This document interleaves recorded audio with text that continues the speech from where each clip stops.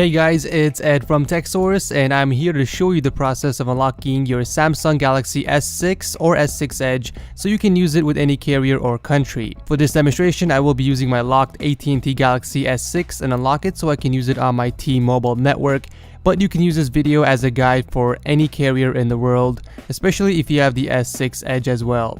So first off, we need to get the unlock code to start the unlocking process. One of the best and most trusting websites that I use to get my unlock codes is the unlockingcompany.com because the prices are unbeatable and their customer service is the best in the market. So head on over to the unlockingcompany.com and select your phone manufacturer and the phone model from the drop down list. And on the next page, go ahead and select the country the phone was originally purchased from and the carrier of the phone. In my case, I purchased it in the United States and the original carrier is AT&T.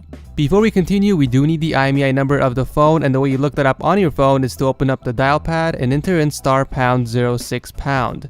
Once the phone displays the IMEI number, you have to go back on the website and enter that in.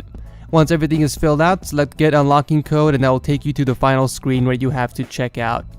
Now after checking out, they will email you the unlock code. The price and delivery time of your code varies by the phone, but don't worry because the prices are always the cheapest in the market than any other unlocking website. So once you do receive your unlock code from the unlocking company, it's time to unlock your phone. But before we continue, make sure that the phone is powered off. Next, go ahead and remove the SIM tray located on the side of your device and insert in the SIM card that you want to use with the phone.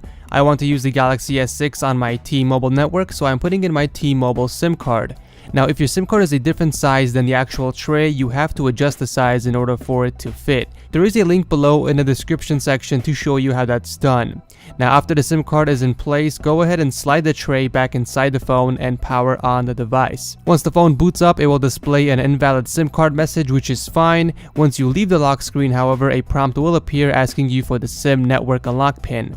This is where you enter the unlock code that you received from the unlocking company, and after inputting in the code and hitting unlock, your phone will take you straight to the home screen, and when it does that, your phone is permanently unlocked and you can begin using it on any GSM carrier. So that's how you unlock your Samsung Galaxy S6 for any carrier or country. If this video helped you guys out, please leave a like as it does help me out, and if you have any questions or feedback, please leave them in the comment section down below. I will always respond.